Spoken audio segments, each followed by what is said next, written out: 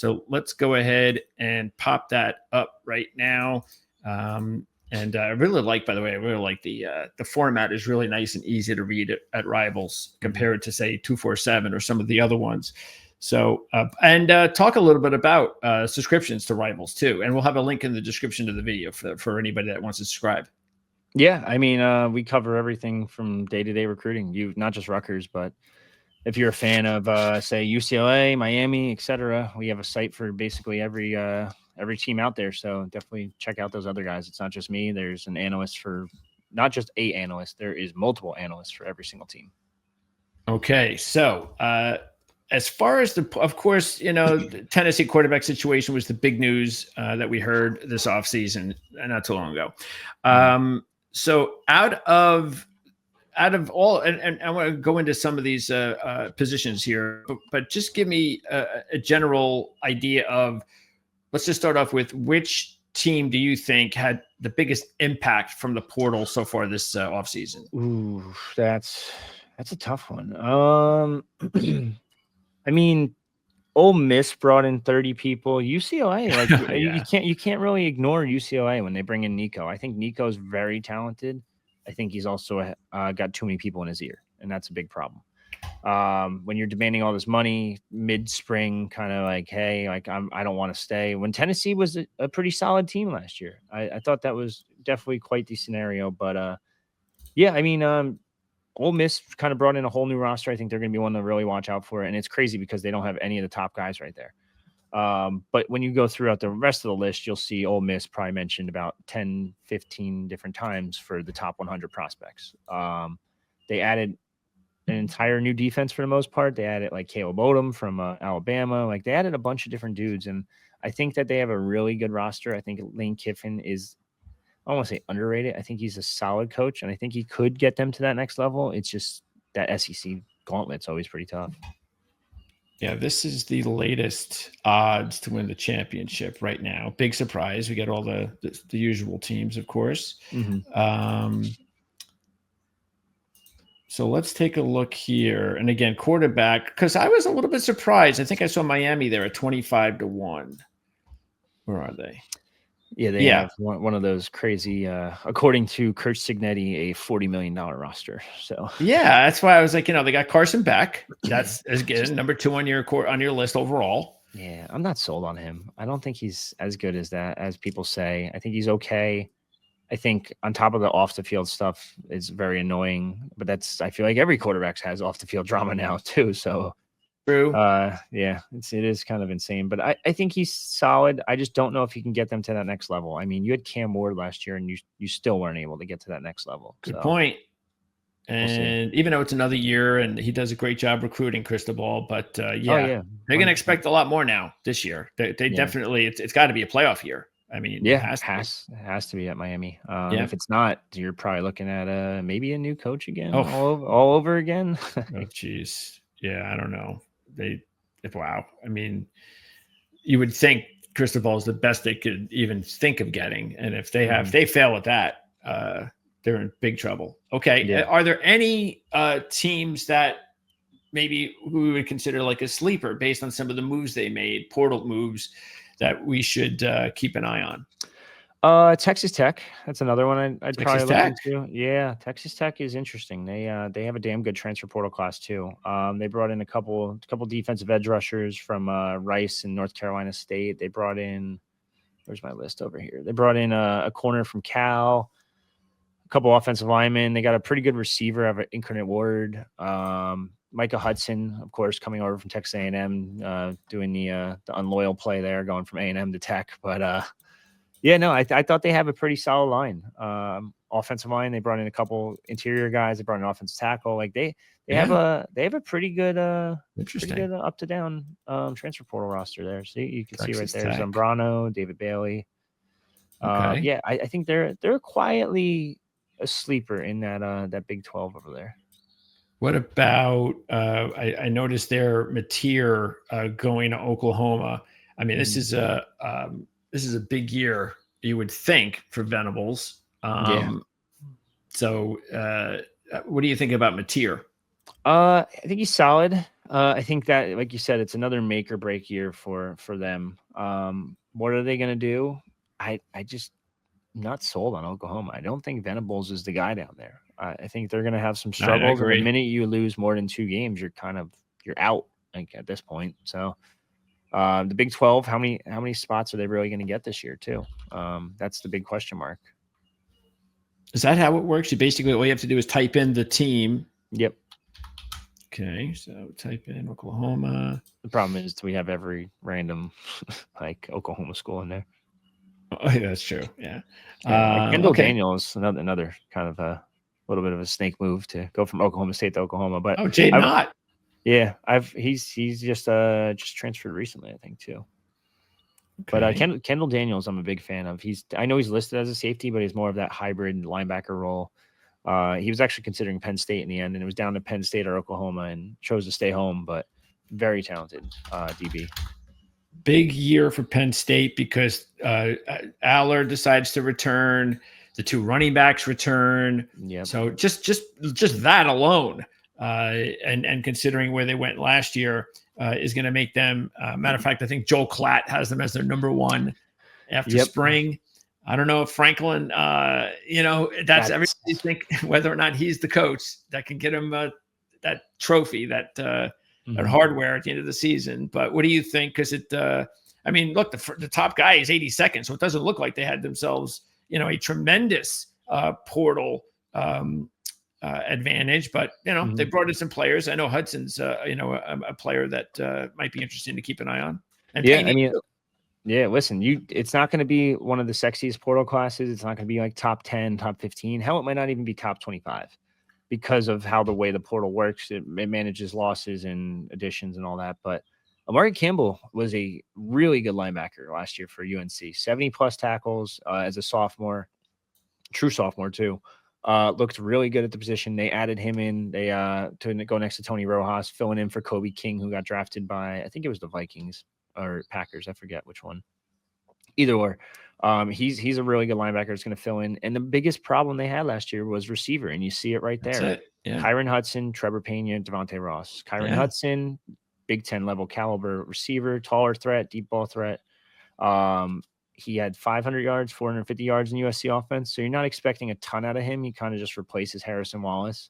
Trevor Pena had 900 yards for Syracuse, had the most receptions in the ACC. I think he had the most touchdowns in the ACC too. And then Devontae Ross had, I think it was 1,200 yards for Troy. Mind you, Troy's not the Big Ten, but this is a linebacker unit wide receiver unit that didn't have a single reception against Notre Dame, and they replaced all 3 starters with all 3 better players. On top of that, you bring back King Mack, who originally signed with Penn State, left for Alabama, noticed the grass isn't always greener, and came back to Penn State. Okay. I think that this Penn State team is going to probably compete for the title. I don't know where they're going to end up finishing. And like you said, it's really down to if James Franklin can win the big game or not. That's it. I wouldn't be shocked if we see them in the finals, to be honest. Yeah, of course, I covered all those games last year, and that was an advantage for me on your Rivals. On your Penn State YouTube channel. And the reason I say that was an advantage for me was because I got to see Drew every game. I watched just about every play. And I kept telling people, even our lads, I believe we have an early 26 draft top 32, and Aller's like at the bottom of the first round. And I just keep telling everybody, the kid is going to be, as long as he just keeps growing, especially after what happened last year, if he keeps growing from that, he's going to be the top pick in the draft. I'm sorry, he's just that good. Now, can he make those adjustments? Because there's still some weaknesses to his game. I get that. But the transformation that he made from the first year to last year was just incredible. I think he's insane for coming back. I think he could have been the second best quarterback in this draft, but it just decided to come back, which I get. You want to win the title or at least have a shot at it. So I respect that aspect of it. I think once he gets to that combine, people see his measurables, people see how actually athletic he is for his measurables. People are going to be shocked, and that's going to be the game changer there. And what I love about him is that, and he even saw it in the big games last year in the playoffs, is anytime he does something stupid or he makes a dumb play, he comes right back. He's like Scotty Scheffler after a bogey. He comes right back and has a great drive and maybe the best drive of his game. And that's something you can't teach. And that is that's the kind of thing that you're looking for as well. Yeah. Can't remember the last time I saw a Scotty Scheffler bogey though. I don't know if you've seen that recently. Oh my God. Like dominant. Yeah. Crazy. Well, that was a Mickey Mouse golf course, but I know, but still when you post that kind of score, it's like, oh my God, like geez. Don't come back. Well, they are getting rid of that golf. I mean, they're making a big transformation from that golf course. So it's never going to happen like that again. That's for sure. Okay. So here's Ohio State. Obviously, they're always going to be a team to be reckoned with. Do you think that who are you really looking at here? I mean, we know some of the position guys, obviously, like Donaldson, which is typical, probably running back at Ohio State is going to do really well. But what do you think about their additions here? Yeah, I love Phillip Daniels, actually, the offensive tackle from what do you call it? From Minnesota, the offensive lineman from Minnesota. Yeah, I think he's really talented. I think he'll be really good. Okay. CJ Donaldson, like you mentioned, I got to watch him a little bit last year, specifically versus Penn State. I think he's got talent. Max Clare doesn't get the flowers he deserves because it was such a bad Purdue team, but I do think he's a very again another talented kid. Ethan is a massive offensive tackle out of Rice. So they're rebuilding their line up front. They basically went out and got like some of the best linemen out in the portal. So I mean, that's always build up front and then go from there. They're going to be interesting. They lost their defensive coordinator in Jim Knowles to Penn State. So a little bit in-house fighting there, it seems like, as some of the news that came out recently. Jim Knowles basically was told not to go to the championship parade. And it was like, between him and Larry Johnson, there was a lot of arguing on what the defense should be doing, what the play call should be, this and that. And we know Larry Johnson is the longtime D-line coach there. He's basically the associate head coach. I think he might actually even have that title. But Jim Knowles was in charge of the defense. So there was just a lot of in-house fighting there, and that's what caused a little bit of turmoil, caused them to leave now. So how do they bounce back from that? Who knows? We'll see. But, I mean, Ryan Day has always proven to be a solid coach, but I don't think they end up repeating. Michigan, my team, outside of Rutgers, of course. So, I mean, of course, I'm really excited about Underwood. How can I not be? Yeah, because it's really rare for Michigan to not only get a 5-star quarterback, but to get him and put him out there to start week 1 opening day. They just don't do that at Michigan. So that's how excited I am about him. But yeah, I mean, take a look at some of the guys they added, because I think they're going to be really good on defense again. So what do you think here? Yeah, I think it's insanely risky to throw a freshman quarterback out there, but I've actually seen Bryce Underwood in person a couple times, and I am a huge fan of his game. I think he's already built like a college quarterback. I think he has all the tools in the world. You want to talk about quarterback swagger that we were saying before? He has it. I think they still have some question marks in the line. I don't know if they necessarily have a starting left tackle yet, between Evan Link, Babola, or even Norton right there, who you see on the chart. Okay. I think that's going to be an interesting battle. I think right guard, they have another interesting battle going on between Nathan Nafabi and Lawrence Hatter. I do think they brought in some solid pieces. God forbid anything happens to their quarterback. They brought in a transfer, so that helps. Oh, Keene, because I think it's either Keene or Davis, and I know Davis is okay. Troy Bowles is phenomenal. Crazy move to go from Georgia to Michigan. But it's because you don't really see that at all. No. Ever. But I thought that was big for them. Justice Haynes is obviously going to be their starter. Very, very talented running back. And then Damon Payne on defense, man. And right in the trenches. Trey Williams is a kid I've seen out of high school a couple years ago. I think he's really talented. You pack those two in the middle of a defense, and you're going to have a hard time running the ball against this Michigan team. Let's see here. Who do they have up there? A couple more before I let you go. We can't. We have to talk about. We got to take a look at Notre Dame. So what's Notre Dame's prize transfer portal pickups? Oh, they got Fields. Okay.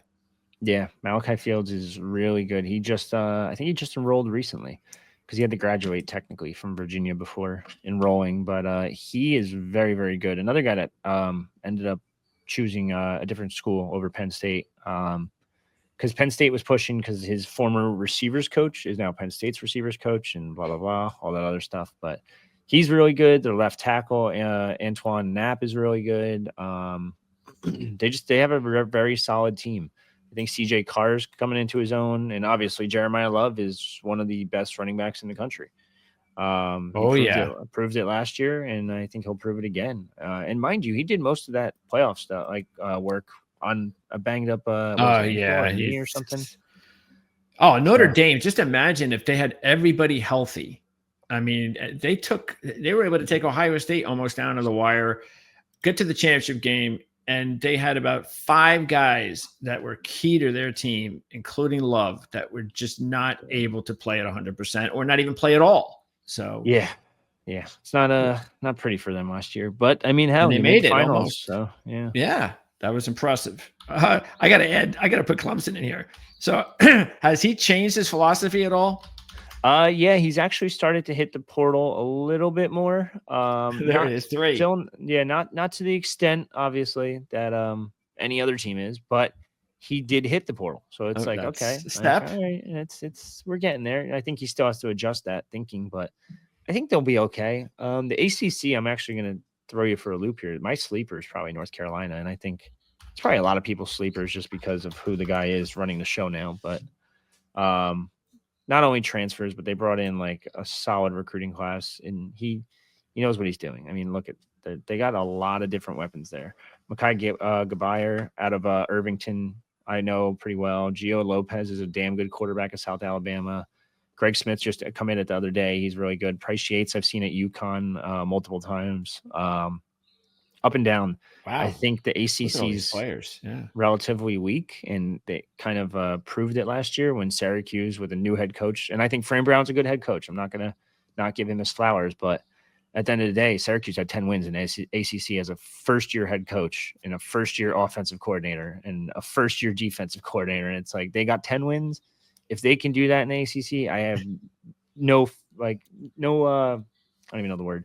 I think North Carolina has a damn good shot. Hesitation. No hesitation. I think North Carolina has a damn good shot of walking in with the best coach in arguably football history to just walk away with the title at least. Yeah, that's going to be conference title. That is. Yeah, that's going to be the thing that really is the thing that I guess most people are can't wait to see is it's just so weird to get one of the greatest NFL head coaches of all time to be coaching in college. It's something else. I think he's going to be really, really good there. And I think the coaching staff around him is good too. So I'm intrigued to see what he can do. And Georgia, was there one guy that on this list that you think is like, a big difference maker? I mean, we know Branch. Yeah, that's probably the easiest out right there to just 2 receivers. Branch. Yeah. Okay. I mean, he's very, very talented. They're going to try to throw the ball more. We'll see if their quarterback can get it there. In Frazier, I think they brought in a transfer too, a quarterback. I forget who it is, but I mean, they're always going to be pretty good, no matter who they bring in or even via the high school route. Like they're still hitting up the high school route quite a bit. So they brought in another quarterback too here. Let me see. I thought they did. No, he's not there. Not. I thought they did. I thought they brought in. I have to look at that one because I swear they. Oh, I'm sorry, running back. They brought in Josh McCray at running back.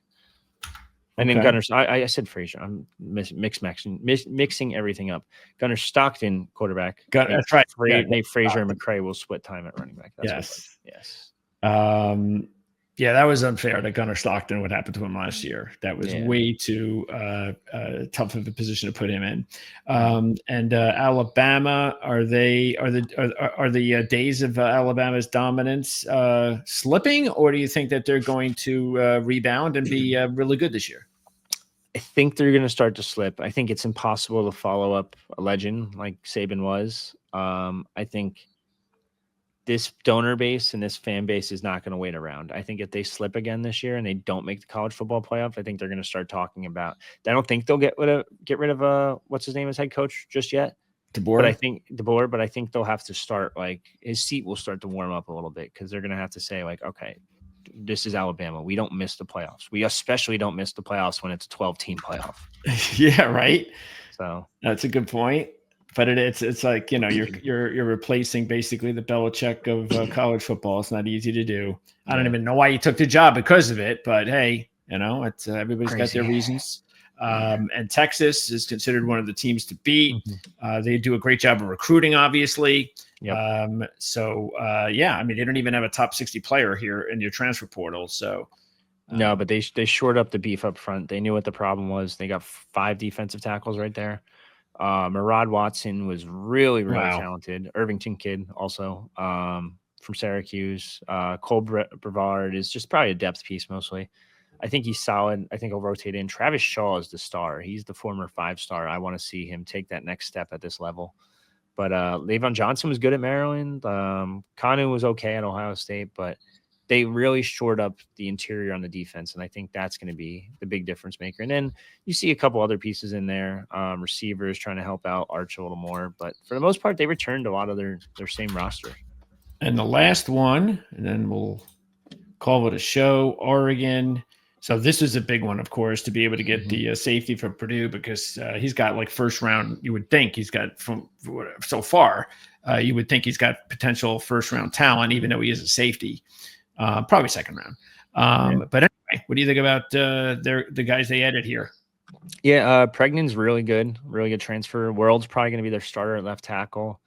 Bear Alexander is a guy that actually reunites with Dan Lanning, who's at I think Dan Lanning recruited him to Georgia originally. Bear Alexander's the one kid that had 4 different high schools, is now in his 3rd different college in 3 years. So yeah, it's that's the portal though for you. So that's just that's how the portal works now. But they should be right up there too. I mean, as long as Dante Moore can keep that offense going, speed. I mean, we'll see what they can do.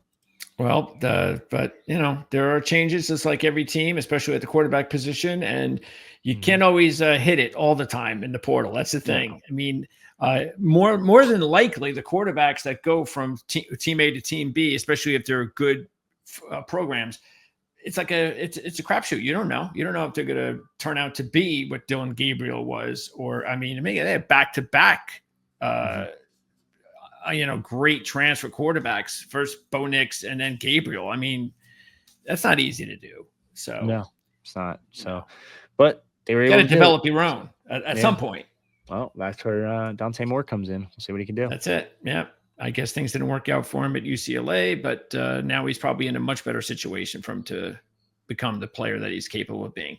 Richie, I really appreciate it. Again, I look forward to talking to you again before the season starts, little Rutgers. And definitely maybe also just take a look if there's any other big things happening around the portal. But again, I'll have a link in the description if anyone wants to subscribe to Rivals, and also check out the Rutgers channel you have over on YouTube. So I appreciate the time.